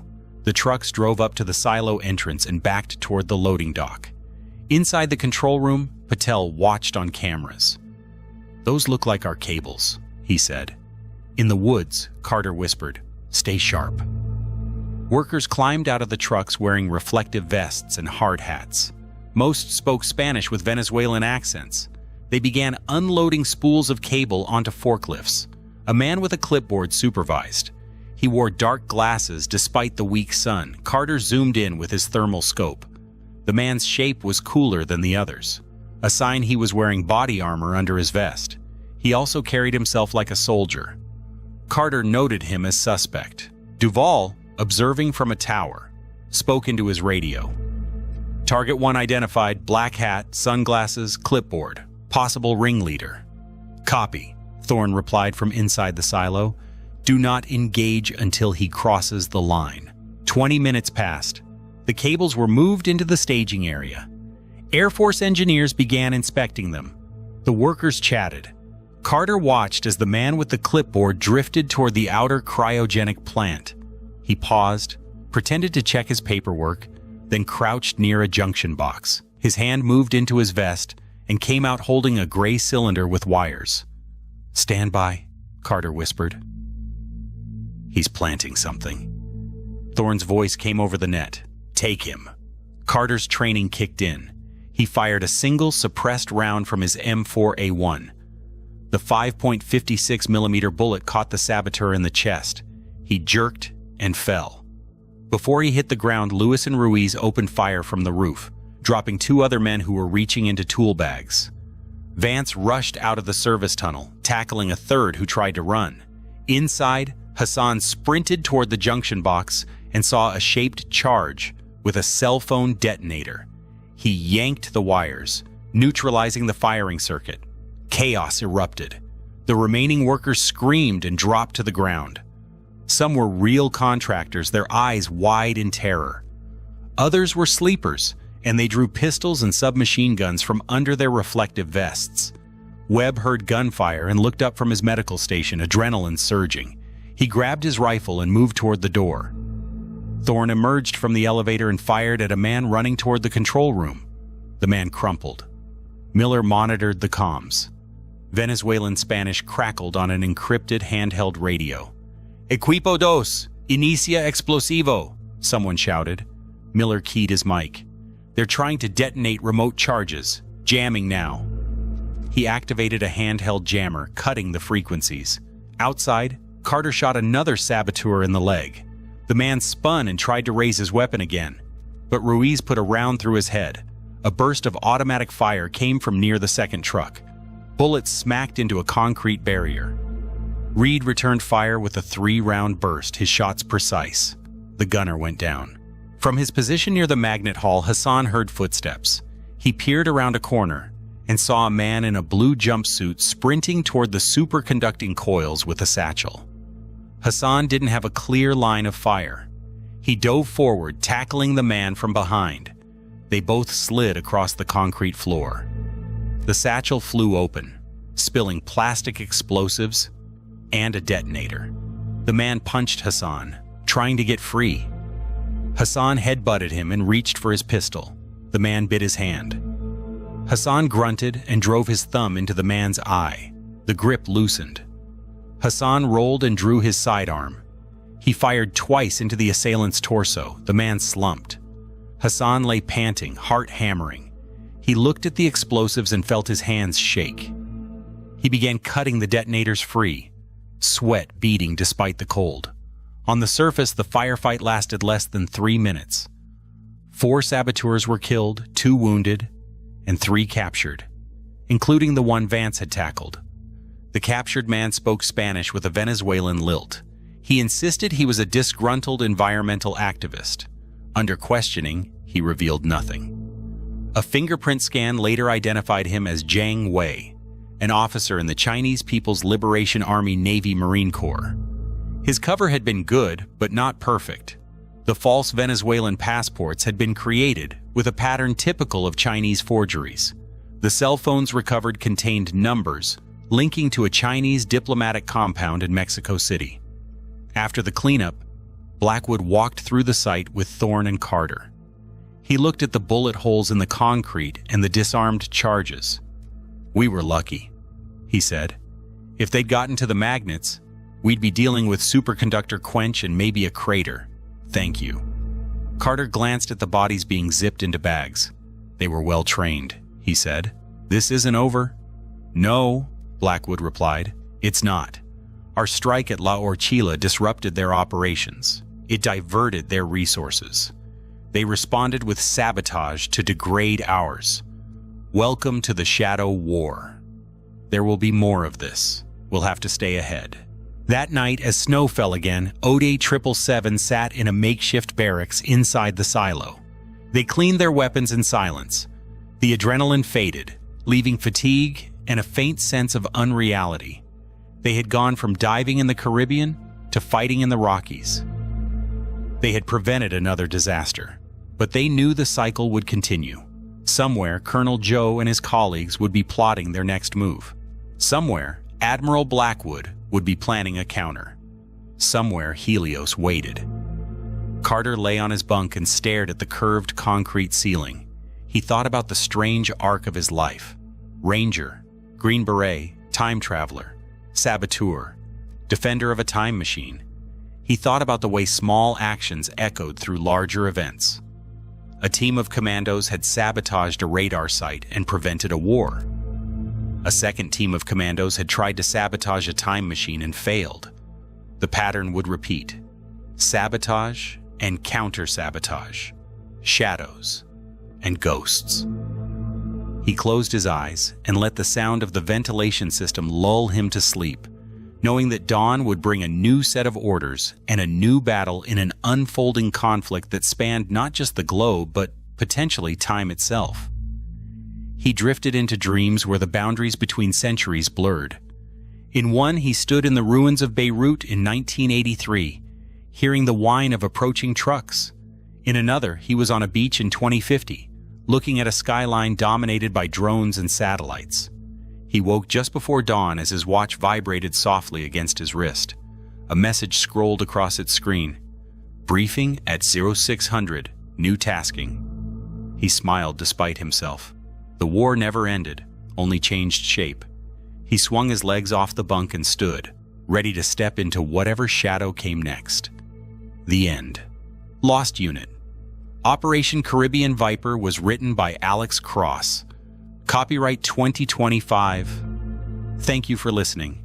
We would really appreciate if you could subscribe to our channel. It's free and it means a lot to us and also enables us to produce more audiobooks. If you want, you can also click the bell button so you can get notified when we publish next novels. Thank you.